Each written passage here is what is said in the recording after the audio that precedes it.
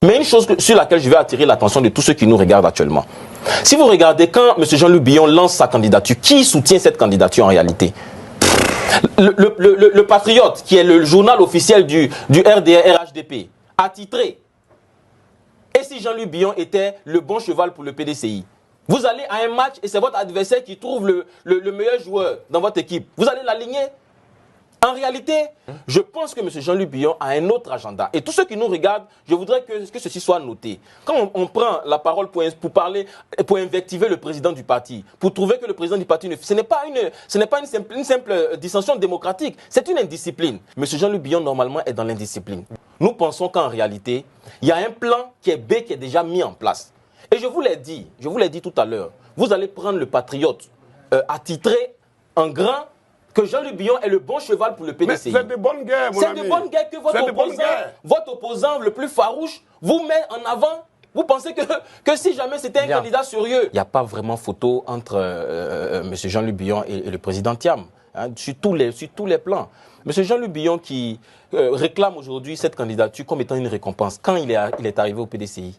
Ce n'est pas un militant des premières heures. C'est comme si c'était un militant ancien. Monsieur Bredoumi qui est là, il est militant PDCI depuis ses premières heures. Lui aussi, il ne peut pas être candidat aux élections présidentielles. Il a la capacité de le faire. Monsieur Nyamien Yao, militant des premières heures, ancien, il a la capacité de dire que je peux aussi être président de la République. Donc tout cela, on fait tel leur ego. Parce qu'aujourd'hui, comme on le dit, la politique, c'est l'appréciation du moment. Actuellement, on a un candidat. Depuis 25 ans que le PDCI a perdu le pouvoir, on n'a jamais été aussi attractif, on n'a jamais été aussi proche du pouvoir.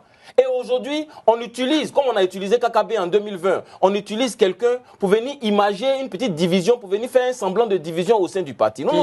Qui utilise Jean-Luc Billon? Non. C'est la question qu'on se pose.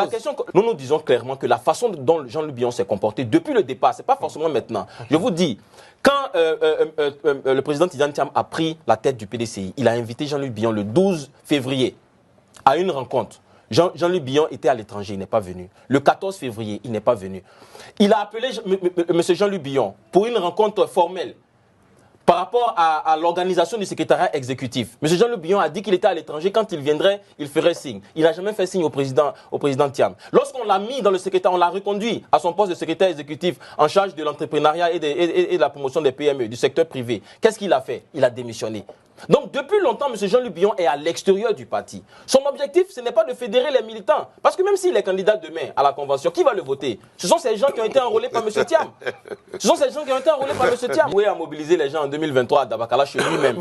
Le PDCI a eu 9% au municipal 2023. Le PDCI, monsieur le délégué départemental qui était chargé de mobiliser Dabakala pour le candidat du PDCI, il a eu 9% Mais l'élection municipale n'est pas l'élection présidentielle. Non, je veux dire que déjà, un monsieur qui a des difficultés à mobiliser dans sa zone, c'est pas ce monsieur-là qui va mobiliser. Allez-y. Je vais lui répondre. Oui, répondez pour dire que, sans faute, allez-y. Quand on a un leader charismatique dans une région, avant de faire les choix des candidats, on le consulte. De toute façon, on ne l'a pas consulté, il n'a pas mobilisé. J'ai fini. Lui, il avait un candidat à proposer au PDCI. Le PDCI a refusé. Non, lui, il a pris son candidat, c'est lui qui est le maître actuel. Donc, il est indiscipliné. C'est parce qu'il mobilise. Non, mais clairement, il vient de nous dire que M. Billon est un indiscipliné. Vous venez de dire qu'il est indiscipliné. Maintenant, si au PDCI, on le rejette, comme on dit les disciplinés, on veut le chasser, les ramènes qui ont tenté de saisir le Conseil de discipline pour le sanctionner, pour dire qu'il est sous sanction. Donc, on refuse la candidature. C'est des jeux malsains. Le président Thiam est un président qui est très démocratique. Je répète souvent, je veux l'union, je ne veux pas l'unanimité. Je rappelle que l'article 111, qui parle des sanctions disciplinaires, je vais vous lire juste une petite partie. Rapidement, juste les causes pour sanctionner quelqu'un. La première des causes, c'est atteinte à l'unité du parti. La deuxième des causes, c'est insoumission aux décisions du parti et indiscipline notoire. Et la troisième des causes, c'est refus d'accomplir une tâche sans raison valable qui est donnée par le parti. En somme, pour éviter les divisions, il faut respecter les textes du parti. Respecter les textes du parti, justement, c'est ce que nous disons. C'est que la convention aura lieu. Pourquoi aller invectiver le président du parti? Le président est une institution. Le président est un organe à lui seul du parti. Allez dire dans la presse, allez invectiver le président sur toutes les chaînes de télévision. C'est ce que vous déplorez. Ça fait partie de la désunion. Normalement, il tombe sous le coup de l'article 111 qui dit atteinte à l'unité du parti. Vous devez avoir soit un avertissement et on peut même aller jusqu'à l'exclusion temporaire. Merci, Dr Ousmane Cherif.